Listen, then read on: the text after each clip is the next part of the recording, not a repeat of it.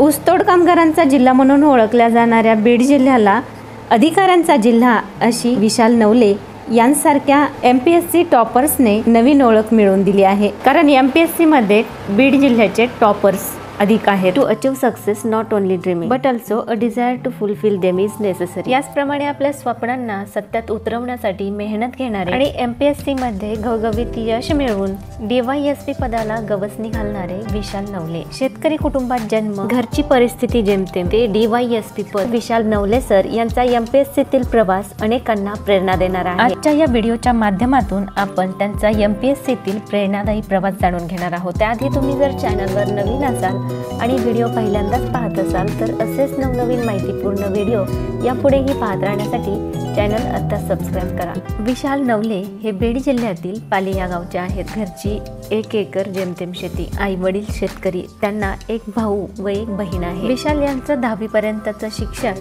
पाली या गावातच झालं। तसेच 11वी 12वी साठी त्यांनी बीडच्या बलभीम कॉलेजला ऍडमिशन घेतले। त्यानंतर ग्रॅज्युएशनही त्याच कॉलेजमधून पूर्ण केले आणि ग्रॅज्युएशनला असताना त्यांचा NCC मध्ये सहभाग असायचा, त्यामुळे त्यांना वर्दीची आवड निर्माण झाली होती आणि त्याच वेळी 2017ला त्यांचं पॅरामिलिटरी मध्ये सिलेक्शनही झालं होतं। पण त्याच वेळी त्यांनी स्वतःमधील क्षमता ओळखून आपण वेगळं काहीतरी करायला हवं या विचारात MPSC करण्याचा निर्णय घेतला। सर्वसामान्य शेतकरी कुटुंबात असल्यामुळे त्यांना ही नोकरी सोडणं खूप कठीण होतं, परंतु घरच्यांनी दिलेल्या पाठिंब्यामुळे ते हे करू शकले आणि त्यांनी 2018 पासून MPSCच्या अभ्यासाला सुरुवात केली। त्यांना स्वतःवर पूर्ण विश्वास होता की आपण यात काही ना काही नक्कीच करू। ते 16-17 तास अभ्यास करायचे। त्यांनी यासाठी कधी कोचिंगची मदतही घेतली नाही। ते सांगतात की मी सुरुवातीपासून फोकस राहून एकाच परीक्षेची तयारी करत राहिलो, त्यामुळे तुम्हाला इतर दुसऱ्या परीक्षांचा विशेष अभ्यास करावा लागत नाही असं ते म्हणतात।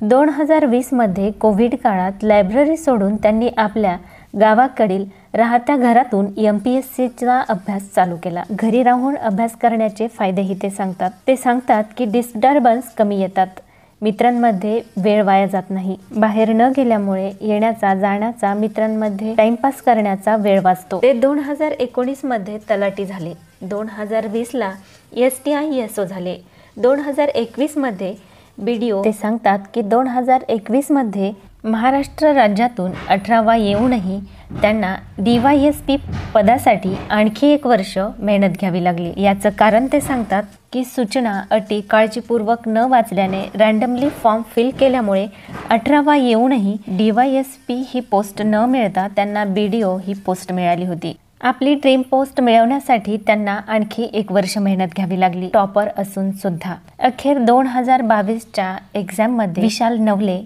हे DYSP झाले। MPSC सारख्या स्पर्धा परीक्षेची तयारी करणाऱ्यांसाठी ते सांगतात की at a time group C, group B राज्यसेवा करायची असते, त्याचबरोबर आणखी एका तयारी करायची असते। असं न करता सुरुवातीलाच आपलं फोकस एकच राहिलं पाहिजे। कोणती परीक्षा द्यायची आहे हे आधीच ठरवून त्यानुसार अभ्यास करायला हवा। त्याचबरोबर ते सांगतात की अभ्यास केल्यानंतर तो झाला आहे का हेही पाहायला हवं। Previous year question paper, notes, syllabus, test paper, standard reference book, पुस्तकांचं योग्य सिलेक्शन जे शेवटपर्यंत कधी बदलायचं नसतं। या 5 गोष्टींवर काम केलं तर MPSC मध्ये यश निश्चित आहे असंही ते सांगतात। विशाल नवले सर यांच्या पुढील वाटचालीसाठी खूप खूप शुभेच्छा। व्हिडिओ कसा वाटला नक्की कळवा। व्हिडिओ आवडला असल्यास लाईक करा, जास्तीत जास्त शेअर करा आणि आपल्या चॅनललाही सबस्क्राईब करा।